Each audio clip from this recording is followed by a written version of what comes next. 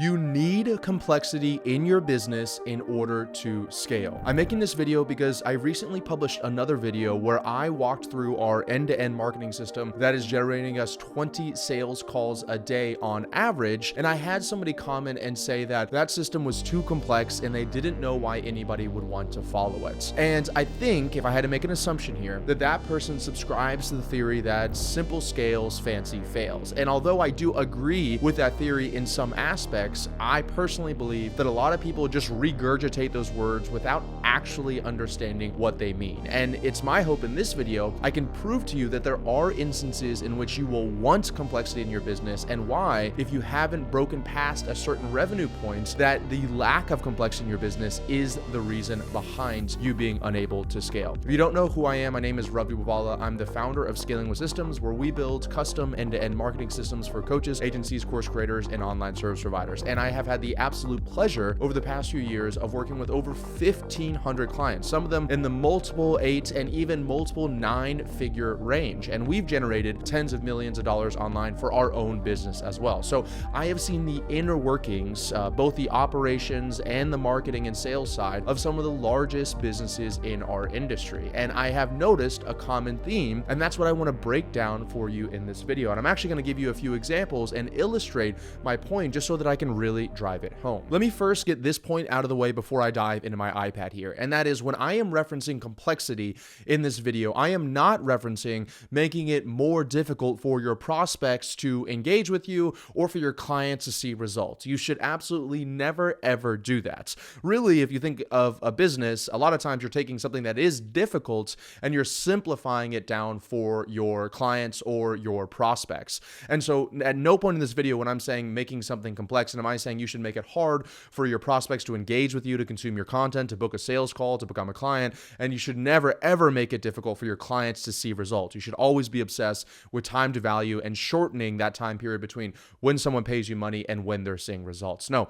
what I'm talking about here in complexity is the complexity relative to the sophistication of your marketplace. So let me kind of illustrate this real quick, and I'm going to give you a few examples to drive this point home. So on the bottom here, we're going to have market sophistication, okay? So market sophistication. I don't know how to spell, so sophistication. And on the top part here, we are going to have complexity, right? Or level of complexity. And complexity. And in order to keep this as simple as possible, there is, in essence, a up and to the right line that happens from in this chart from when you go for a market with almost no market sophistication to a market with, let's say, level 5 market sophistication. And this kind of correlation between complexity and market sophistication was originally pioneered by Eugene Schwartz, and he created the book called Breakthrough Advertising, which is like the Bible for direct response marketing. But I'm not just going to talk about marketing inside of this video. I'm going to show you why it's relevant to all areas of your business to have complexity. But he pretty much broke down that every marketplace has a different level of sophistication, and how you market your products or services and how complex your marketing or your offers, et cetera, are, is directly relevant to how sophisticated the market is. So let me show you and break you down just for very easy numbers here. I'm really just going to break down 0, we'll say 3, and then we'll say 5, okay? So 0 is when a market is totally unsophisticated, right? This is a market that has they've never heard of your offer. It's brand new. It's talking about a pain point or problem that they have, but they've never thought about solving it this way before, okay? I guess a great example of this would maybe even be artificial intelligence, right? Like AI, when ChatGPT came out. It's like no one had even thought of using ChatGPT or AI, at least in the larger, wider market, the way that OpenAI has made it, allowed them to do, which is why OpenAI has almost done 0 marketing, yet they broke an unbelievable amount of records for getting users on the platform. And that's because it was like, wow, they've never done this before. And so the market sophistication there was 0. There's no competitors in the marketplace. No one had even heard of it. And another great example would be Uber, right? When Uber first came out as well. So market sophistication here is 0. And when it's 0, you can really not need to do any marketing, any advertising. You don't have to like make all these indirect claims and stories and all these like sophisticated, complex complex things. It's just like, boom, we have this thing. You've never heard of it before. You should come out and buy it from us, right? And then there's 3, which is in the middle. And 3 is when the marketplace is a little bit more sophisticated, okay? And this would be, for example, like when they have heard this offer before from other people.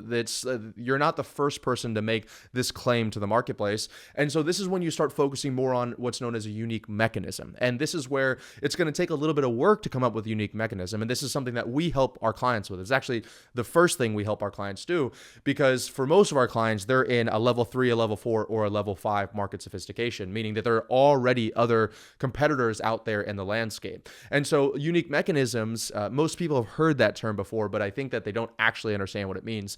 A unique mechanism is something that is truly unique. So a great example is the whole reason I'm creating this video is because we created a unique mechanism called the self-sustaining funnel in another video, and it breaks down how we're generating those 20 sales calls a day. And it's totally different than what everybody else is doing out there. And that's because I am in a very saturated industry, right? I build marketing systems. I help people get more leads, calls, and sales. And so because it's so saturated, I can't just say, hey, I'll help you get more leads, calls, and sales, because everybody is saying that exact same thing. So we to create a unique system that's totally different from what everybody else is doing in order to be able to garner the attention and get a lower cost per lead, cost per call, cost per sale, and also better results for our clients. So I'm in a more sophisticated market, and you could even say mine's probably closer to a 4 or 5. And so that's why at around the 3 level, you can no longer just say, here is this thing, I have this thing. You have to say, hey, you want this thing and you're traditionally getting it from this method over here, but now I have this new method over here that you've never heard of before, that's going to help you get that same thing. And the reason why you haven't gotten that thing that you wanted before is because this new method makes it easier, faster, better, cheaper for you to do that, right? That's level 3. And then level 5, right? And this is where, once again, you might even argue that the industry that I'm in and a lot of the industries that my clients are in is a level 5. That is when they no longer care about the product, the offer, the service. And this is really where branding comes in. Okay. So I'll write down branding and I'll just put unique mechanism here so we can kind of keep on track here. But, this is where branding comes here. This is where identification comes here. Identification comes in. I'm sorry, my handwriting's atrocious. So in level 5, they have heard every single claim on the marketplace. They've heard every unique mechanism on the marketplace, right?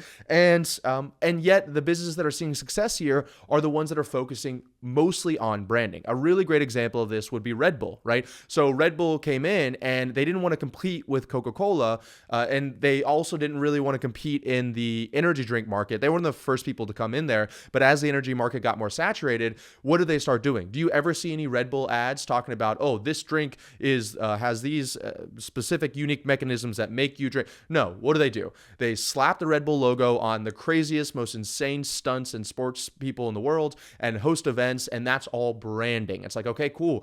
This person that I follow and I trust, or this person that's doing these insane things, they must like Red Bull, so I should like Red Bull, right? That's an incredibly saturated industry, and that's what branding is really. That's the power behind branding. Another great example is, once again, in the self-sustaining funnel in our business. That's what the self-sustaining funnel does. It blends both together direct response marketing, so you're generating leads like immediately that you typically would get from something like an ad to a lead form or a direct messaging ad, while at the same time building your brand through content like this on YouTube, et cetera, but doing it in a very, very systemized way. And so because I'm in between this like kind of 3 and 5 market sophistication here, at least for my industry, I can't get away with just being like on level 0 over here, which is just like, let me get you more leads, right?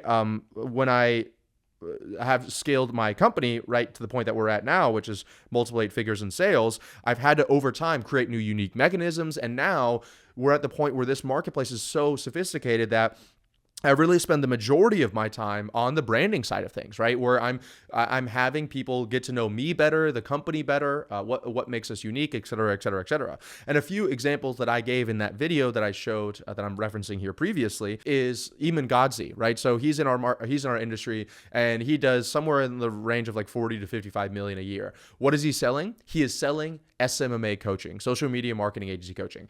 That is almost a level 5 sophistication, SMMA coaching. Every single person and their mother out there is selling SMMA coaching. Yet he is absolutely wiping the floor with all the other competitors for this like entry level SMMA coaching. Why? Because his content, he has an unbelievable amount of content. It's movie style content, and people are consuming it. They're eating it up. He's posting thousands of short form pieces of content a month. So it's like all of this stuff is going on to build a brand around him. And so people just want to pay him because he has that brand.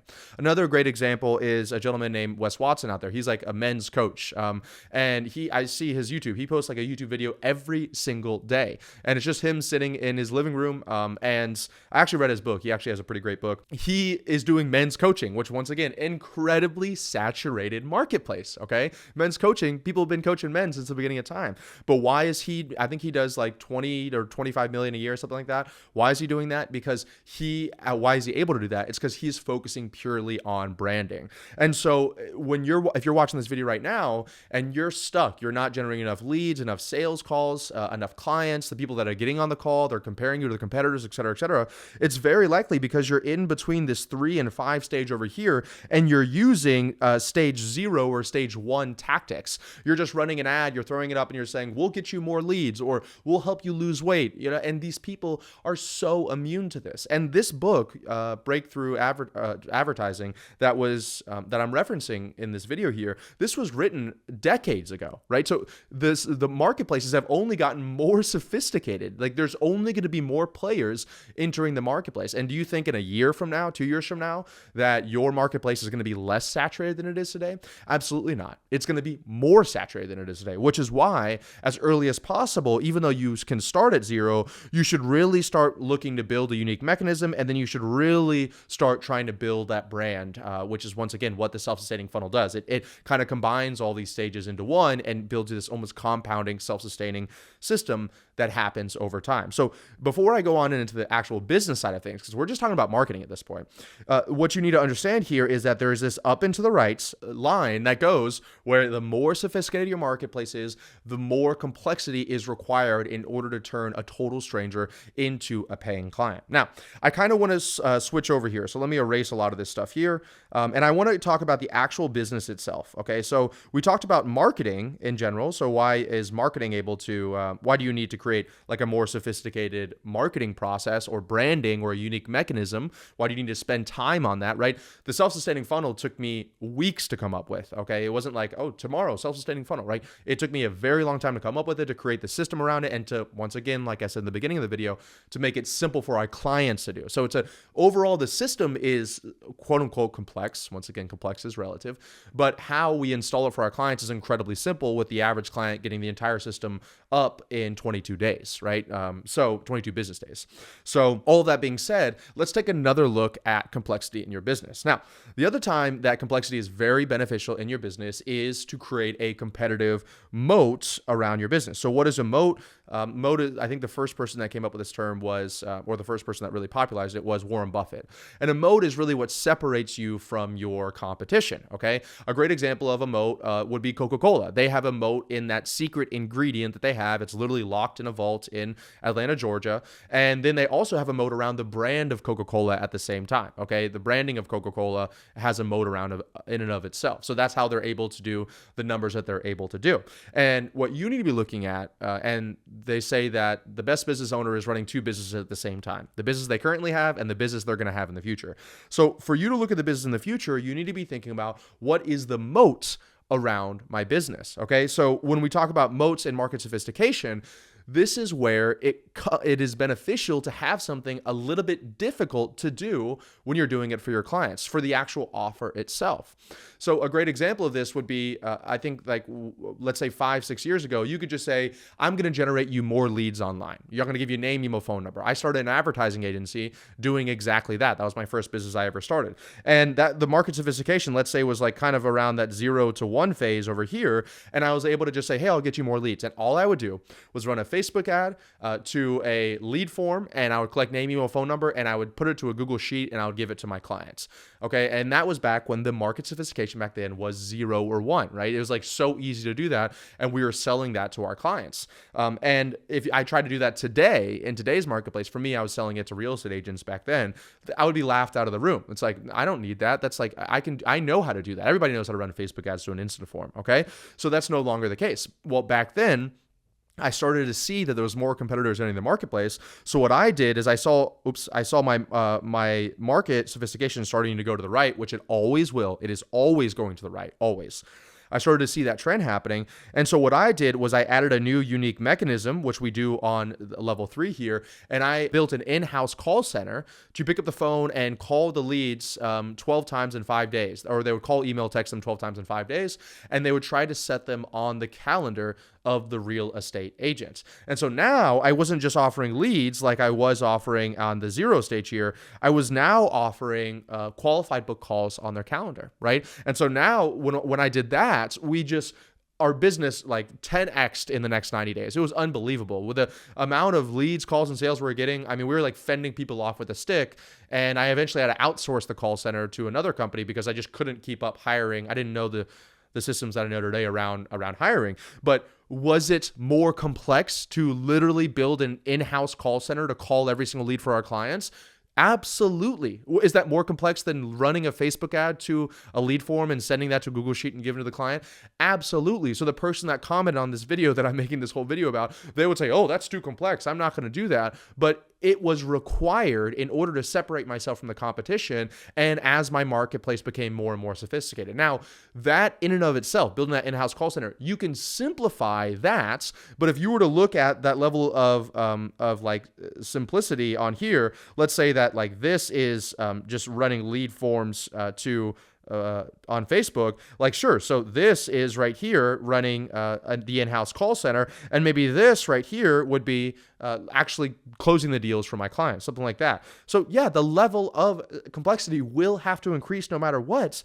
But by doing that, I'm actually shortening the time to value for my clients, and I'm separating myself from my competition, and I'm building a moat around what I'm doing. Okay. And the other aspect that the moat really comes in benefit with is that let's say that, once again, I'll use my market as an example. I'm an incredibly saturated marketplace. There's a lot of people offering what we offer, which is like end-to-end marketing systems. Now, we do it in different ways, and we're continuously innovating, but I'm not even going to waste the time on this video trying to convince you why we're the best people to do it for you. Because once again, I know how sophisticated our marketplace is. But we have been doing this for over 4 years, and I have invested millions of dollars back into the business, and we have set things up that are incredibly difficult for our competition to copy. So a few examples of some of these things. First of all, I have over 800 YouTube videos on my YouTube channel that go back 4 years, okay?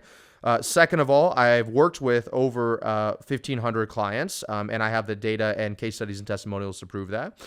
Third of all, we actually have all of our client success managers go through a 90-day training process, trained by me before they're able to even work with our clients. And in every one of our client success managers used to run their own multiple 6 or even 7-figure business. So I have had to pay them a lot of money, and you wouldn't be able to pay them that amount of money or find that level of talent if you weren't able to invest into them and make your business more complex to begin with. Another way that we have a more complex system than other people is we do a lot of done for you work for our clients. So we write the ad copy for them. We write the video sales letters. We help set up the self-sustaining funnel, all of that stuff, where like 3 years ago, we didn't do that. We could just show our clients how to do that, but the market becomes more sophisticated. And so we had to add that on there. So all of these things are things that I'm having to add that makes it more complex for people to come in and copy what we're doing. Like people will still do it. And in the marketing side, you can say, oh, we'll do it for you. And then you realize it's not actually done for you. But when it comes to the actual operation of the business, hell yes, it is more complex than it was 3, 4, 5 years ago because the marketplace is more complex and because I want to make it more difficult for people to copy us. Another really great example is I have a few friends that are in like the sales recruiting space, and they were one of the first people to recruitment. They were one of the first people to introduce like placing sales or setters in our industry. And because of that, the market sophistication was zero. And over time, he was able to actually build a larger and larger network of sales professionals that would come to him, and he would place them with his clients. And when I actually saw internally what their recruitment system looks like, it was incredibly complex. And he invests hundreds of thousands of dollars a month in that recruiting service, which another person that comes out and says, oh, we're going to recruit and place salespeople for you, they don't have that capital, they don't have that time, they don't have that operational complexity. And so typically that business usually like withers away after a few months or even 1 or 2 years. But he's invested an unbelievable amount making this incredibly complex sales recruitment system. But for the client side of things, they never even see it. They just, pay him money and then get us a talented or qualified sales professional in the next week or 2 weeks or whatever else it is, right? So that's a beautiful example of adding complexity in your business. And the final example I'm going to give you here is actually in one of the portfolio companies that I've had. So last year it was a year and a half ago, I had the pleasure of being offered equity by one of our clients in a portfolio company.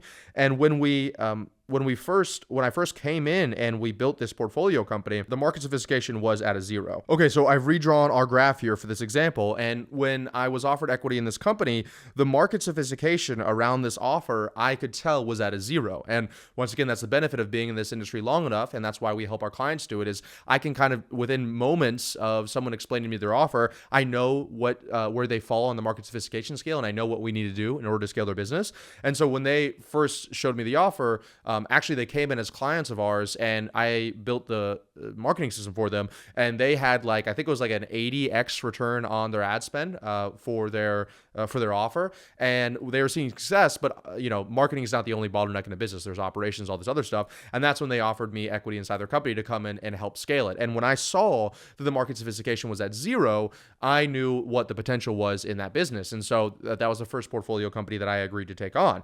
And within 9 months, we had done $6 million in sales, and we only had 4 employees. Okay, and that's where it's really, really powerful for you to understand.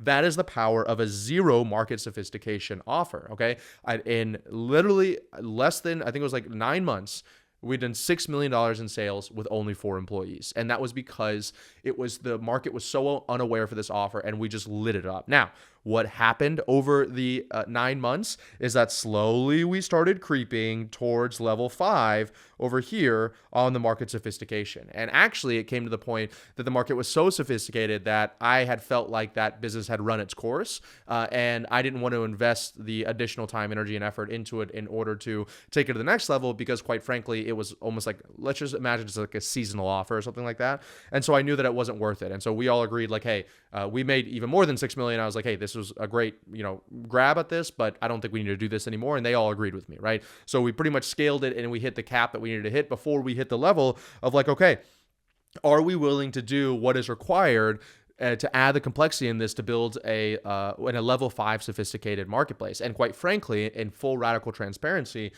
they didn't want to do that stuff that was required, and that's okay with me. And I wasn't going to build the brand and the identity around it, because I'm already doing that for scaling with systems. And so we pretty much rode that cash wave from 0 to 5, and then we took home the money and went on our separate ways. And they're happy and I'm happy. And I'm telling you this inside of here because some of you have ridden this wave to 0 to 5, and you have a choice to make, and you're not making that choice. You're still playing this zero game over here, and your market level is a level 5, and the choice you need to make is, do I now go all in and invest into making my business more complex?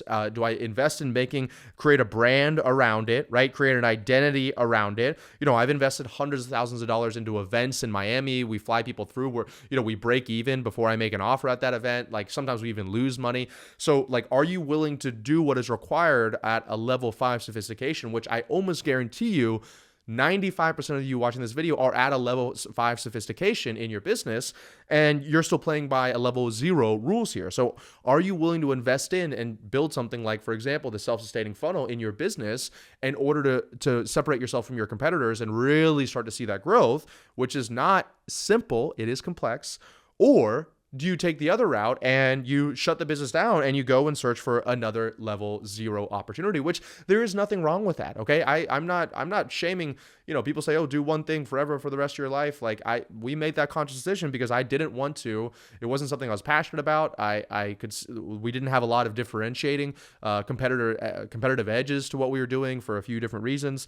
And so I was just like, look, I don't feel like I want to invest more time, energy, effort into making this decision here. And I said, do you guys want to? They said, no, we don't want to. And so then we shut it down. We made that decision. And then I just spent all this time, energy, and effort going back to scaling with systems and investing into the brand identity there instead. Okay. So just to recap all this, I appreciate you guys staying with me to the end of this video. Take a hard look at your business and take a hard look at your marketplace. If you are offering any kind of coaching, any kind of agency work, any kind of online services, anything along those lines, I will almost money back guarantee you that you are somewhere between a 3 to a 5 in the market sophistication. And ask yourself this honest question. Are you playing by a level 0 sophistication rules? Are you telling yourself that, you're trying to be simple and you're not trying to be fancy and you don't want to make things too complex? And so that's why you're really barely doing anything for your clients. And that's why you're not really creating any content online. And that's why you're not really investing into ads or, enter XYZ thing that you're not doing here. And ask yourself that honest question, okay? Because it may be the case. And what you might need to do is just take a hard look in the mirror and decide, do I want to invest time, energy, effort, money required to beat this level of market sophistication and continuously, it's not just a one-time thing, continuously evolve the actual offer and the unique mechanisms you have so you can stay ahead. Remember, you're always building 2 businesses, the ones you currently have now and the one you have in the future. If you got value out of this video, I would please ask you to consider subscribing to the channel and commenting down below and let me know your thoughts on this. Maybe you disagree with everything I just said. I'd love to hear your thoughts around it. And if you want to see the video that sparked the creation of this video here and learn the marketing system that we're using to generate 20 sales calls a day on average and how we are competing in a level 5 sophisticated marketplace, be sure to check out the video on your screen now. Thanks.